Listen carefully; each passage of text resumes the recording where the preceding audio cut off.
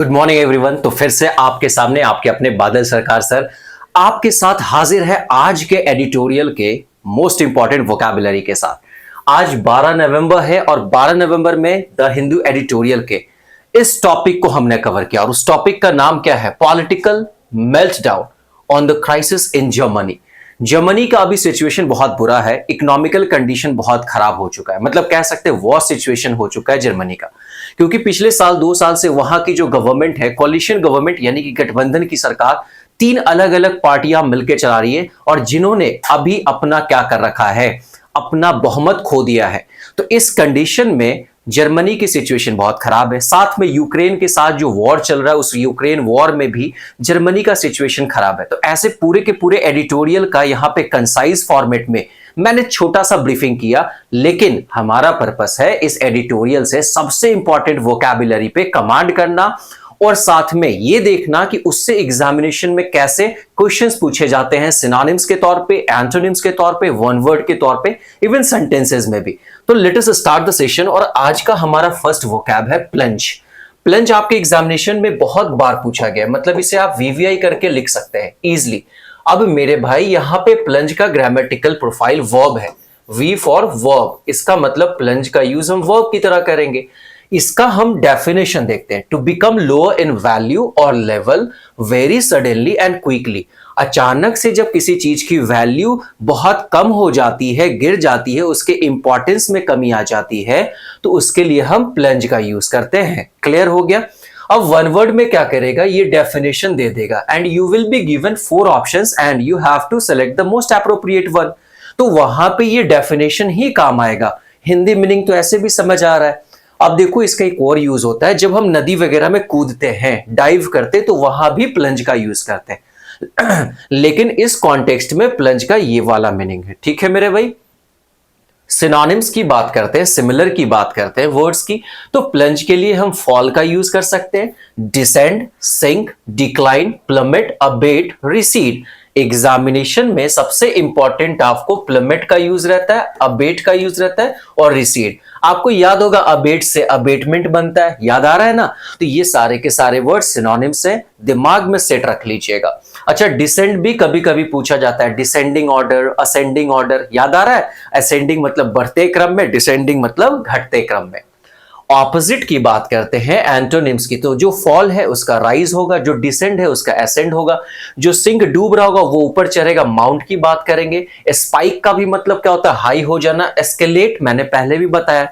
तो ऑपोजिट के लिए आपको ये तीनों वर्ड याद रखने हैं, एग्जामिनेशंस में पूछे जा सकते हैं। सबसे इंपॉर्टेंट यहां पे एस्केलेट है। अब आ जाइए, इस वर्ड को पहले हम लोग इमेज के थ्रू भी देखते हैं और समझते हैं, फिर एग्जाम्पल की बात करेंगे। ये जो इमेज दिख रहा है, बेसिकली ऐसा इमेज आपको स्टॉक एक्सचेंज में देखने को मिलता है। इस स्टॉक एक्सचेंज में आप अगर गौर से देखने की कोशिश करेंगे तो यहां जो पार्ट है, यहां के बाद जो है डिक्लाइन बहुत तेजी से हुआ है। इसका मतलब इसके वैल्यू में या इसके लेवल में गिरावट बहुत तेजी से आई है, अचानक से आई है, इस वजह से हम प्लंज का यूज करेंगे। तो ये इमेज अपने दिमाग में रखना और प्लंज की बात सेट कर लेना। आते हैं इसे एग्जाम्पल से समझते हैं। The fall in demand caused share prices to plunge। अच्छा, द फॉल इन डिमांड यानी कि मांग में जो गिरावट आई, डिमांड में जो फॉल आया, उसके वजह से क्या हुआ? शेयर के जो प्राइसेस थे वो अचानक से क्या हो गए? गिरने की बात की गई। बात समझ में आ रहा है? यानी कि जब डिमांड ही किसी चीज का गिर जाएगा तो उस शेयर का प्राइस तो अचानक से नीचे आ जाना है ना। याद हो गया? आ जाओ आगे बढ़ते हैं। ऐसे भी प्लंज को याद रख लो, एक नेमेनिक्स प्लंज मतलब पलंग, और पलंग के ऊपर ज्यादा सामान या नीचे। हम लोग शहर में या गांव में ऐसा होता है ना, एक पलंग होता है जिसके नीचे जगह होता है और हम उसके नीचे सामान रखते हैं, जस्ट नीचे, एकदम नीचे। तो पलंग के नीचे, तो प्लंज मतलब एकदम डायरेक्ट नीचे आ जाना। ठीक है मेरे भाई? आ जाओ, अगला वर्ड हमारे सामने है सैक। सैक बहुत प्यारा सा वर्ड है, ये यहाँ पे वर्ब की तरह यूज किया गया है। इंपॉर्टेंट रख लेना एग्जामिनेशंस में। एक सैक का मतलब तो वो बोरा होता है, सैक रेस का नाम सुना है ना? वो बोरा पहन के और जो दौड़ना होता है उछल उछल के, दैट इज सैक रेस। तो सैक वो बोरा वाला नहीं, यहाँ पे वर्ब की तरह डेफिनेशन समझना है। To dismiss somebody from a job, जब किसी को जॉब से निकाल दिया जाता है, फायर कर दिया जाता है। इमेज देखो, बॉस भाई साहब का सिर्फ टांग दिख रहा है, ये बॉस है, इन्होंने क्या किया, इस एम्प्लॉय को बोला चल भाई अब तेरा काम हो गया, निकल जाए यहां से। तो ऐसे कंडीशन में इन्हें फायर कर दिया गया, यानी कि इसको सैक कर दिया गया। सैक सैक शैक शैक मतलब निकल जा भाई साहब। क्लियर हो गया, मीनिंग तो समझ गए। आते हैं इसके सिनोनिम्स की बात करते हैं। सिनोनिम्स में पहला dismiss, fire, retire, terminate, pink slip. ये पिंक स्लिप आजकल बहुत ज्यादा यूज होता है एग्जामिनेशन के पॉइंट ऑफ व्यू से। बाकी सारे कॉमन वर्ड है, आपको ध्यान रखना है, आप सारे के सारे जानते हैं। ऑपोजिट की बात करें तो जिसे डिसमिस किया गया उसे एम्प्लॉय बना दिया जाए, हायर कर दिया जाए, रिटेन, एंगेज, रिक्रूट कर दिया जाए। अब ये रिक्रूट करना एक एक्टिविटी है और इस एक्टिविटी को अगर नाउन बनाते हैं तो रिक्रूटमेंट हो जाता है। बात समझ में आ रहा है? एंगेजमेंट हो जाता है। तो ये हम लोगों को ध्यान रखना है। तो आपके एग्जामिनेशन के पॉइंट ऑफ व्यू से ये तीनों बहुत इंपॉर्टेंट है और रिक्रूट तो सबसे इंपॉर्टेंट वर्ड है। अब ये तो हमने समझ लिया, एग्जाम्पल देख लेते हैं। She was sacked for refusing to work on Sundays। अच्छा, उसे क्या कर दिया गया? उसे फायर्ड कर दिया गया, उसे जॉब से निकाल दिया गया। अच्छा भाई, क्यों निकाल दिया गया? इसका सीधा सा रीजन दिया है कि उसने क्या किया था? रिफ्यूज किया संडेज को काम करने से। भैया प्राइवेट सेक्टर में ऐसा होता है कि संडे को भी काम करना पड़ता है और मोस्टली हर जगह ऐसा देखा जाता है। और आपने रिफ्यूज करा तो आपको तो जॉब से निकाल ही दिया जाएगा। इसीलिए गवर्नमेंट जॉब की तैयारी मस्ट हो जाती है आपके लिए, चाहे वो एसएससी हो, बैंक हो या अलग डिफेंस के एग्जामिनेशंस हो। वहां पे थोड़ा सा आपको इस बात का रिलैक्स होता है कि छुट्टियां टाइम से मिलती है। हाँ, प्राइवेट सेक्टर के अच्छी कंपनीज में आप काम करेंगे, बड़ी कंपनीज में काम करेंगे तो वहां भी मंडे टू फ्राइडे और सैटरडे का ही जॉब प्रोफाइल होता है। So come to the next word. हमारा नेक्स्ट वर्ड है ऑस्टेरिटी। ऑस्टेरिटी मैंने बताया था किसी भी वर्ड के लास्ट में अगर आईटी सफिक्स किया रहे तो ये क्या बन जाता है? नाउन बन जाता है। इसका मतलब ये नाउन मेकर। मैं इनको बार बार इसलिए रिपीट कराता हूं कि चीजें आपको याद हो जाए। ऑस्टेरिटी का मतलब क्या है? एक ऐसे सिचुएशन की बात कर रहे हैं जहां पे लोगों के पास पैसे, पर्याप्त पैसे नहीं है ताकि वो खर्च कर सके। अच्छा, इतने भी पैसे नहीं कि वो क्या कर सके, अपना रोजी रोटी चला सके, अपना घर के जरूरत के सामान को खरीद सके। और ऐसा इसलिए क्योंकि उस देश या उस शहर की जो इकोनॉमिक कंडीशन है वो बहुत ही बुरा हो चुका है। जैसे जर्मनी की बात हो रही है, वहां का इकोनॉमिक कंडीशन बहुत बुरा है, यानी कि लोगों के पास पैसे ही नहीं है कि वो थोड़ा सा भी खर्च कर सके। तो उसके लिए हम ऑस्टेरिटी की बात करते हैं, उस सिचुएशन की। ऑस्टियर वर्ड से बना है ऑस्टेरिटी, याद रखिएगा मेरे भाई साहब। अब आ जाते हैं, जब सिचुएशन बहुत बुरा है तो यहां पे किसकी बात करेंगे? मिजरी की बात करेंगे, डेप्रिवेशन की बात करेंगे, इंसॉल्वेंसी की बात करेंगे और बैंक्रप्सी की बात करेंगे। ये सारे वर्ड एग्जामिनेशंस में पूछे जाते हैं, इसलिए मैं सब पे डबल टिक कर देता हूं, याद रखिएगा। अच्छा, इसमें से अगर हाई फ्रीक्वेंसी पूछा जाए तो सब ही पूछे जाते हैं। इसमें कौन सा आपके एग्जामिनेशन में आ जाएगा, इस बात को याद रखना। डेप्रिवेशन बहुत बार पूछा गया, इंसॉल्वेंट से बनता है, इंसॉल्वेंसी ये भी बहुत बार बैंकरप्ट से बनता है, बैंकरप्सी इसे हमें ध्यान रखना है। क्लियर हो गया? तो ये ध्यान रखना है हम लोगों को। आगे बढ़ते हैं, हमारे सामने अगला वर्ड है प्रॉस्पेरिटी, जो इसका ऑपोजिट है। लग्जरी की बात करेंगे, ऑपुलेंस और एफुलेंस। तो ऑपुलेंट से ऑपुलेंस बना, ईएनसी लगा है तो नाउन हो गया। क्लियर हो गया? एफुलेंट से एफुलेंस बना है, तो ये इसके ऑपोजिट है जब आपके पास पर्याप्त मात्रा में पैसे आ जाते हैं। क्लियर हो गया मेरे भाई? जैसे देखो ना, इमेज में क्या लिख रहा है? एक इमेज है जो लोग प्रोटेस्ट कर रहे हैं, no to austerity, no home taxes, stop the cuts for jobs and communities. मतलब ये कह रहे हैं कि भैया आप कोई ऑस्टेरिटी नहीं चलेगा, हमें होम टैक्सेस नहीं देना है, हमें भाई जो भी कट्स कर रहे हैं आप जॉब्स में या कम्युनिटीज में वो सब खत्म कीजिए। मतलब ये ऑस्टेरिटी वाला सिचुएशन हटाइए। क्लियर हो गया मेरे भाई? एग्जाम्पल देखो, war was followed by many years of austerity. अच्छा, कहीं भी जब वॉर होता है, जैसे अभी आप देख रहे हैं इजराइल की बात करें या फिर यूक्रेन की बात करें, रसिया की बात करें, तो जो भी कंट्रीज वॉर में इन्वॉल्व होते हैं, इंगेज होते हैं, वैसे कंडीशन में वहां का इकोनॉमिक कंडीशन धीरे धीरे बुरा होता है। ऐसा इसलिए होता है क्योंकि जब वॉर होता है तो जितने भी आपके रिसोर्सेस हैं, चाहे वो ह्यूमन रिसोर्सेस की बात करें या फिर अदर रिसोर्सेस की बात करें, वो सारे कहीं ना कहीं वॉर में इन्वॉल्व हो जाता है। इस वजह से हमारा सारा प्रोडक्शन ठप हो जाता है और कहीं ना कहीं हमारा इकोनॉमिक कंडीशन बहुत बुरा हो जाता है। क्लियर हो गया? आ जाते हैं नेक्स्ट वर्ड पे। नेक्स्ट वर्ड हमारे सामने रडलेस। रडलेस अपने आप में एक एडजेक्टिव है, इसे ध्यान रखिएगा। रडलेस का मीनिंग क्या होता है? पहले ये देखो, एक नाव दिख रहा है, जो दिख रहा है कि इधर गिर रहा है, मतलब इसने अपना कंट्रोल खो डाला और इसका लाइफ हो गया जिंगा लाला, मतलब ये कंट्रोल लूज कर चुका है। इसका मीनिंग देखो डेफिनेशन के through, without anyone in control and therefore unable to take decision. मतलब कोई भी नहीं है, कुछ भी ऐसा सिचुएशन नहीं है, मतलब आउट ऑफ कंट्रोल का सिचुएशन हो गया, कंट्रोल है ही नहीं, विदाउट एनीवन इन कंट्रोल। और इस वजह से वो अनेबल हो जाता है, असमर्थ हो जाता है किसी भी डिसीजन को लेने में। बाइक या कार जब हम चलाते हैं और स्पीड बहुत ज्यादा हो जाए या फिर एक्सीडेंट होने वाला सिचुएशन, यानी कि अब आप कंट्रोल में नहीं है गाड़ी, वैसे कंडीशन में आप डिसीजन लेने में अनेबल हो जाते हैं। राइट लू, लेफ्ट लू या स्ट्रेट में जाके ठोक दो, होता है ना ऐसा? नहीं होता है, कभी कभी ऐसा होता है किसी के साथ। आते हैं इसके सिनोनिम्स की बात करते हैं। सिमिलर वर्ड बहुत इंपॉर्टेंट है। वैसे जो डिसीजन नहीं ले सकते वो एमलेस होते हैं, एड्रिफ्ट होते हैं, डिसलेटरी होते हैं। अब इसका प्रोनाउंसिएशन मैंने यहां पे दिया है बहुत, डिसल्ट्री।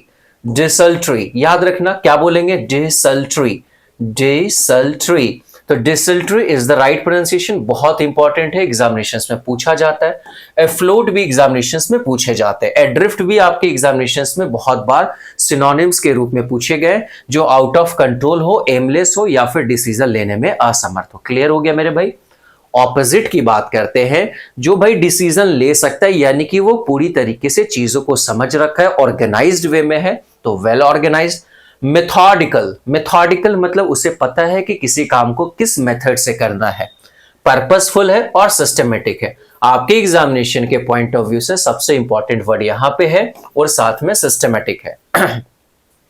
इस इमेज को ध्यान रखना कि भाई क्या हुआ, मेरा कंट्रोल खो गया, चाहे वो गाड़ी हो, बाइक हो या फिर नाव हो या फिर एरोप्लेन हो। Without his wife he felt lost and rudderless. अपने पत्नी के बिना वो क्या है, खोया खोया महसूस करता, और साथ में वो अपना कंट्रोल खो चुका है, मतलब रडलेस हो चुका। उसे समझ नहीं आ रहा है कि मैं क्या डिसीजन लूं। उसकी पत्नी उसे छोड़ के चली गई, कहीं भी चली गई हो, वो पत्नी और उसके पति का मैटर है, हमें तो एग्जाम्पल से समझना है भाई। आ जाते हैं अगले वर्ड पे। ये बड़ा प्यारा सा वर्ड है, लेम डक। अपने आप में ग्रामेटिकल प्रोफाइल एडजेक्टिव होगा, क्वालिटी की बात करता है। ये लेम डक का मतलब ऐसे समझो, लेम का मतलब समझ लो लंगड़ा की बात की जा रही है। भाई इमेज देखो, ये भाई साहब डक भाई साहब के पैर में भी बैंडेज लगे हैं। अब इन्हें रेस में अगर दौड़ा दिया जाए तो ये सक्सेसफुल तो होंगे नहीं, अनसक्सेसफुल हो जाएंगे, हार जाएंगे। बोलो हाँ या ना? अरे बोलो ना भाई। तो लेम डक का मीनिंग होता है अ पर्सन और an organisation that is not very successful and that needs help। एक कोई भी पर्सन हो या फिर कोई ऑर्गेनाइजेशन हो जो कि क्या है, सक्सेसफुल नहीं है और उसे मदद की जरूरत है। सिनोनिम्स की बात करते हैं, इनकम्बेंट, लूजर, इंपॉर्टेंट, कम्बलिंग पाउडर। अब पावर, कम्बलिंग पावर, इन सारे में सबसे इंपॉर्टेंट जो है एग्जामिनेशन के पॉइंट ऑफ व्यू से इंपॉर्टेंट पूछा गया है और इनकम्बेंट पूछा गया है। ये दोनों के दोनों आपके सिनोनिम सबसे इंपॉर्टेंट है और हाई फ्रीक्वेंसी के पूछे ही जाएंगे। आते हैं इसके ऑपोजिट के, भाई जिसे जरूरत नहीं है किसी हेल्प की, जो अपने आप में सक्सेसफुल है, यानी कि उसके पास चीजें एडिक्वेट है, वो अपने आप में पर्याप्त है, वो एफिशिएंट है, कैपेबल है, एबल है। बात समझ आ रहा है? ये सारे इंपॉर्टेंट है, ध्यान रखना। अब इस लंगड़े आदमी को देख लेना, रेस में दौड़ाओगे सक्सेसफुल नहीं होगा, क्योंकि बाकी सब तो बिना लंगड़े वाले हैं, दौड़ रहे। ठीक है, ये इमेज इसलिए दिया कि इमेज अगर माइंड में आप सेट रखते हैं तो चीजें आसान हो जाती हैं याद करना। अब मान लो आपको आपके एग्जामिनेशन में, ग्रेजुएशन का एग्जामिनेशन है और आपको लिखना है बहुत सारे पेजेस में, राइटिंग करने हैं, आपके आंसर्स लिखने हैं 20 पेजेस, और भाई आपके हाथ में चोट लगा है या क्रैक बैंडेज लगा है, तो आपकी स्पीड और एक नॉर्मल जो बंदा रेगुलर लिखता है उसकी स्पीड में तो अंतर आएगा। तो लिटरली हो सकता है आप 15 पेजेस लिखे, वो 22 पेजेस लिख ले, तो ये क्या होगा, literally on the basis of marks वो सक्सेसफुल कहलाएगा, आप सक्सेसफुल नहीं कहलाएंगे। एग्जाम्पल से समझते हैं। He is a lame duck manager who can not even set clear goals for his team. अब इस मैनेजर की बात की जा रही है कि भैया ये जो मैनेजर है कैसा है, लेमडक मैनेजर। इस मैनेजर की क्वालिटी बताने का काम कर रहा है कि भैया इसके पास क्या है, कोई डिसीजन लेने का कोई क्वालिटी ही नहीं है, ये सक्सेसफुल नहीं है, बड़ा अजीबो टाइप का आदमी है भाई साहब, लूजर टाइप का आदमी है। क्यों? जो क्या कर सकता है, हु कैन नॉट इवन, मतलब वो अपने टीम के लिए एक साफ साफ गोल भी डिसाइड नहीं कर सकता है कि हमारा टीम क्या करे, किस डायरेक्शन में काम करे। ये डिसीजन भी अगर मैनेजर नहीं ले पा रहा है तो वैसे मैनेजर को तो लेमब्रैक और लेमडक मैनेजर तो कहा जा सकता है मेरे भाई। तो ये हम लोगों को ध्यान रखना है। क्लियर है मेरे भाई? चलो आ जाते हैं अगले वर्ड पे। अगला वर्ड बहुत इंपॉर्टेंट है, हर साल पूछा गया आपके एग्जामिनेशन में। स्केप्टिकल अपने आप में एक एडजेक्टिव है, स्केप्टिकल अपने आप में एक एडजेक्टिव है और इसका डेफिनेशन होता है having doubts that a claim और स्टेटमेंट इज ट्रू और दैट समथिंग विल हैपन। आपको जब किसी चीज पे शक होता है, चाहे तो कोई एक स्टेटमेंट हो जो कहा जा रहा हो, क्लेम किया जा रहा हो कि वो सच हो, या कुछ होने वाला, और उस पे जब आपको शंका होता है तो वो शंका के लिए स्केप्टिकल का यूज करते हैं। अब इस लड़की को कहा गया भाई चलो, इसके हस्बैंड ने कहा कि मैं तुम्हें आज क्या करता हूं, 9 लखा हार दिलवा देता हूं। इसने बोला आज तक तो कान की एक छोटी सी बाली नहीं दिला पाया, 9 लखा हार, मुझे तो डाउट हो रहा है। और इस डाउट होने पे इसका फेशियल एक्सप्रेशन तो आंख भाव चढ़ चुके हैं। बात समझ में आ रहा है? तो अक्सर ऐसा होता है, जैसे आप जाके अभी घर पे कह दो कि भाई मैं अगले साल ना इस देश का प्रधानमंत्री बन जाऊंगा। अरे भाई आपकी उम्र भी नहीं हुई है, लोग को सक्का होने लगे, कहीं ये कुछ पागल जैसा तो नहीं हो गया। तो ये स्केप्टिकल मतलब डाउट की बात की जाएगी। आ जाते हैं इसके सिनोनिम्स यानी कि सिमिलर वर्ड। जहां डाउट है वहां सस्पिशन से सस्पिशियस है, इनक्रेजुलस, सिनिकल और डाउटफुल। तो ये ध्यान रखना, ये सारे के सारे वर्ड इंपॉर्टेंट है और एग्जामिनेशन में सबसे ज्यादा ये तीनों रिपीटेड है, इसे हम लोगों को माइंड में याद रखना है। अच्छा, डाउटफुल नहीं भी पूछा जाता है तो ये 2 वर्ड्स तो सबसे ज्यादा याद रखेंगे। आगे बढ़ते हमारे सामने क्रेजुलस, गलिबल, कॉन्फिडेंट और आइडियलिस्टिक। एग्जामिनेशन में क्रेजुलस पूछा जाता है, गलिबल पूछा जाता है, ये ध्यान रखिएगा। एग्जाम्पल देखो क्या है, I am sceptical about his chances of winning. एक बात मैं बताता हूं, स्केप्टिकल के साथ कभी भी प्रेपोजिशन आएगा तो अबाउट का यूज करेंगे, क्योंकि किसी चीज के बारे में ही आप डाउटफुल होते हैं। तो मैं क्या हूं भाई, मैं स्केप्टिकल हूं किस चीज के बारे में, उसके जीतने के जो चांसेस है उसको लेके मुझे डाउट है। क्लियर हो गया मेरे भाई? बहुत अच्छे। आ जाते हैं अगले वर्ड पे, और आज हमारा ये लास्ट वर्ड है इनफ्लक्स। ठीक है मेरे भाई, इनफ्लक्स का ग्रामेटिकल प्रोफाइल यहां पे नाउन होता है। इनफ्लक्स का ग्रामेटिकल प्रोफाइल नाउन होता है और इनफ्लक्स का डेफिनेशन क्या है? The fact of a lot of people, money और थिंग्स अराइविंग समवेयर। एक ऐसा फैक्ट जहां पे पता ये चल रहा है कि अचानक में बहुत सारे लोग आ गए हो, पैसे आ गए हो, या फिर कोई चीज वहां पे अराइव कर गया होगा। ठीक है, जब आप इस एडिटोरियल को पढ़ेंगे तो उसमें पाएंगे कि पिछले 1 दशक में लगभग 6 मिलियन लोगों का वहां से क्या हुआ है, पलायन हुआ है। जर्मनी की बात की जा रही है। ऐसा क्यों हुआ, इस पे सोचना होगा, क्योंकि 10 साल के अंदर 6 मिलियन यानी कि 50-60 लाख लोगों का वहां से इमिग्रेशन हो गया, वो इमिग्रेंट हो गए। ऐसा क्यों हो रहा है? तो उसी पे ये इनफ्लक्स की बात की गई है। आ जाओ इमेज में, ये देखो मेरे क्लासरूम का इमेज है भाई। अचानक से मैंने सीखा इतने सारे स्टूडेंट्स कैसे आ गए, यानी कि इतने सारे लोग इनफ्लक्स हो गए इस क्लास में अचानक जब क्लास लगा। भाई शाम के 4 से 7 बजे तक आपका वो जो मास्टर स्ट्रोक बैच है वो चलने वाला है। ठीक है भाई साहब, तो ये मैंने इमेज डाल दिया कि आप समझ सके। सिनोनिम्स की बात करें तो ये वाटर के लिए भी यूज होगा तो फ्लो आ जाएगा, इनफ्लो होगा। एफ्लुएंस अभी अभी हमने पढ़ा मेरे भाई, रश की बात कर सकते हैं, टॉरेंट ये बहुत इंपॉर्टेंट है। और डिलज, यहां पे देखो मैंने प्रोनाउंसिएशन डिलज डिलज डिलज, और कुछ नहीं, डेल्यूज नहीं, डिलज प्रोनाउंसिएशन होगा, ध्यान रखना। बार बार मैं कुछ वर्ड्स के प्रोनाउंसिएशन पे ज्यादा फोकस करता हूं। देखो लैंग्वेज ऐसी चीज है कि किसी से भी गलती हो सकती है, मुझसे भी गलती हो सकती है। कुछ ऐसे भी वर्ड्स होंगे जो हो सकता है मैं पहली बार देख रहा हूं, हो सकता है उसका प्रोनाउंसिएशन मैं गलत भी कर सकता हूं। ये कोई बड़ी बात नहीं है। हमारा एक प्रोसेस होता है, हम लैंग्वेज को लाइफ टाइम सीखते हैं। वो इंग्लिश की बात नहीं, वो हिंदी भी हो सकता है, कन्नड़ भी हो सकता है, मलयालम, संस्कृत, भोजपुरी नहीं, भोजपुरी, कोई भी भाषा हो सकता है, चाहे वो स्पेनिश हो, फ्रेंच हो। ठीक है मेरे भाई। अब आ जाते हैं इसके ऑपोजिट के। तो बहुत ज्यादा मात्रा में या संख्या में लोग या पैसे आ गए, चीजें आ गए, तो ये इनफ्लो हो गया। अब इसके लिए आउटफ्लो हो जाएगा।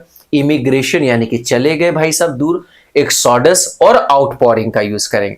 तो एक्सोडस बहुत इंपॉर्टेंट है आपके एग्जामिनेशन में, इनफ्लक्स के लिए इस बात को याद रखिएगा। ठीक है मेरे भाई, एग्जाम्पल से समझते हैं। The country sealed its borders to prevent the influx of illegal immigrants.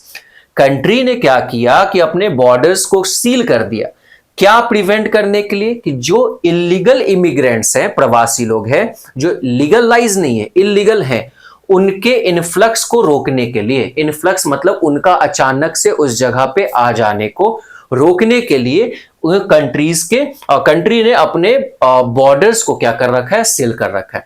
तो ये हमने आज बहुत जो इंपॉर्टेंट एडिटोरियल के इंपॉर्टेंट वोकैबुलरी थे, उसके डेफिनेशंस, सिनोनिम्स, एंटोनिम्स, उसके मीनिंग को, उसके साथ में एग्जाम्पल्स और इमेज के थ्रू हमने सीखा। तो कैसा लगा सेशन जरूर कमेंट करके बताइएगा। अगर अभी तक बने तो वीडियो को एक बार लाइक शेयर सब्सक्राइब जरूर कीजिएगा इस चैनल को अगर नए हैं इस चैनल पे, और अपने दोस्तों के साथ शेयर कीजिए। मैं कोशिश करता हूं कि हमेशा आपके लिए कुछ नया नए तरीके से करने की कोशिश करूं। जैसे इससे पिछले वीडियोस में कहीं इमेज की बात नहीं की गई थी, इस बार मैंने आधे घंटे और मेहनत करी इसको बनाने में और थोड़ा लेट हो गया। अभी जो मैं रिकॉर्ड कर रहा हूं ये टाइम 8:30 से 9 बजे के बीच का है और थोड़ा सा उस वीडियो को अपलोड करने में जो टाइम लगेगा। ठीक है मेरे भाई, तो आपसे एक छोटा सा रिक्वेस्ट है, सपोर्ट कीजिए अपने सर को। मैं कोशिश करता हूं नित दिन हर दिन कुछ नया करने की। तो अपना और अपनों का ख्याल रखिए, विश्वास के साथ मेहनत करना और अपने मेहनत पे हमेशा विश्वास रखना है। और साथ में यहाँ पे टेलीग्राम चैनल का लिंक दिया गया, इंग्लिश विद बादल सरकार। यहां से इसका पीडीएफ आप डाउनलोड कर सकते हैं और इसका नोट्स बनाकर रिवीजन कीजिएगा। आई होप कि ये words will be very helpful in your examinations. Okay, thank you everyone, take care.